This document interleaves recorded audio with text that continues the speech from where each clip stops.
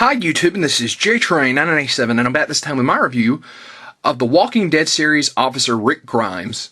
So, get a good look at him here in the packaging. Something you may not be able to appreciate, being this is on camera, and you may not have seen them in stores yet. These are 5-inch figures. Was really surprised at the scale, but oh well, it doesn't take away from it. As you can see, he comes with a crap load of guns. He's got 4 shotguns, a handgun, a bag for the shotguns, and a hatchet. Really loving the design of this packaging, how you see all the zombies reaching for him. On the back of the packaging here, there's no read-up, but it does show you the other figures in the line. Of course, himself, her, and the 2 zombies. The zombies have really awesome action features that you can pull them apart, and they got like gummy guts and stuff. So, an awesome looking figure, not much to say about the packaging itself. Let's open him up. And here we have Officer Rick Grimes out of packaging, and I've got to say, this figure is just, I don't know, there's a lot of stuff going on with this figure. Not necessarily in a good way. I've got to say, I was really off-put by the fact that they went down to 5 inches, even though I've already mentioned the scale. The price tag I've seen at most stores is kind of ridiculous. And I'm going to say, just overall, the figure isn't really executed that well. Now, as far as detail, he looks fine. We'll get onto it more in a little bit. But on the back of the packaging, you saw him pictured holding the shotgun, and none of his guns really fit all that well in this hand. Of course, he's got his hand out, the trigger finger's extended, and you can kind of prop it up in there, but the trigger finger isn't really extended to go through the trigger guard that much. You kind of have to twist the gun here and here in a really awkward angle, and even then it doesn't stay. His satchel, it does have a tiny little peg up on his shoulder to fit in, but it doesn't really work that well.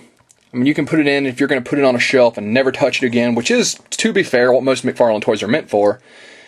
Then it'll be fine, but any sort of movement will cause it to fall out. The guns are just kind of haphazardly scattered in here.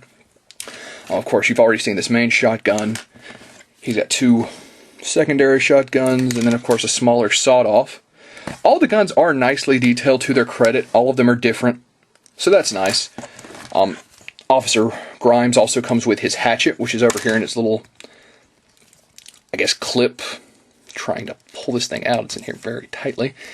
Now this can go in his hand over here, and it actually fits fine, although you do have to kind of make sure it's in there at the right angle. He also has a functioning holster with his handgun in it over here. And let's actually put that one in his hand. I haven't paid much attention to the handgun. Same deal, it'll fit in his hand, but it just doesn't want to stay. Extending the trigger finger could have helped that problem. Well, it's staying alright there. But yeah, making the trigger finger a little bit bigger, make it curve in a little bit more, could have easily solved the gun problem. So pushing all these back, let's get Officer Grimes standing here. As far as detail, he's actually pretty solid. You can see his little hat, his jacket. Pretty nice detail on the face. You can see all the beard stubble. He's got his eyes cocked off to the side. Sheriff's logo, his badge, his jacket. Overall, the detail is definitely one of the places this figure is solid in. So, panning back out. Now, as far as his articulation, he's got a lot of very strange joint choices. His neck is a standard ball joint, and it does function well. You can go back, forward, do a full 360. Got a little exorcist deal there. The rest of his joints are, well, at least his arm's on a ratchet and his elbow's on a ratchet. The arm glides pretty fine. There's no real complaint there. Does a full 360, tiny bit stiff because of the jacket. Elbows were clicking a lot when I got them out of packaging. As I moved them around, they freed up a slight amount. Wrists, still very audible ratcheting noise. But they bend and spin. No main torso articulation.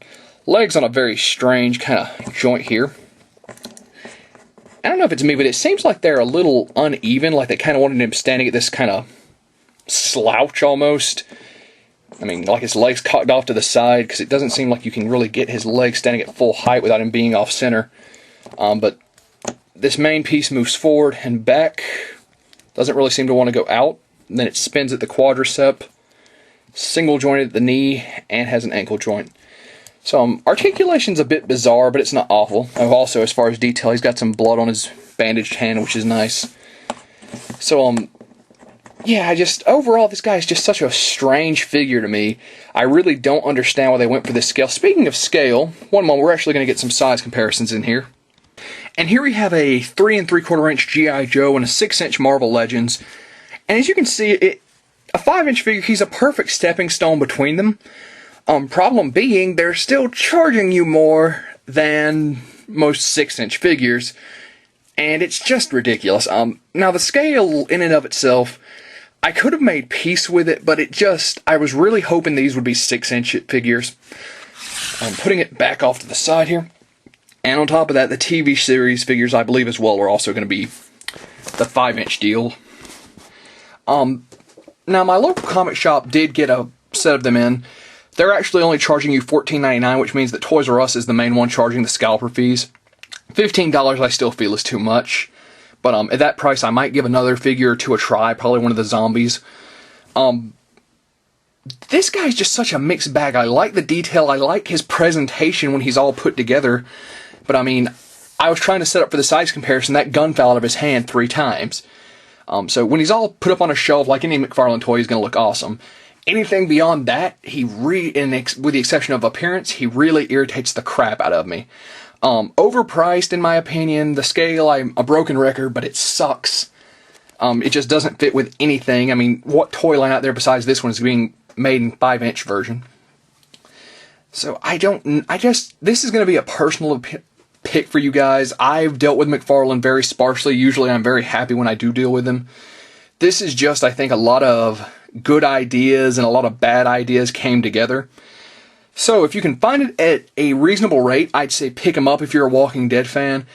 If not, and you have to pay a scalper fee, I would say probably just wait for him, maybe see if Toys R Us will drop him to clearance. Other than that, this is JTrain997, and I'll see you soon, YouTube.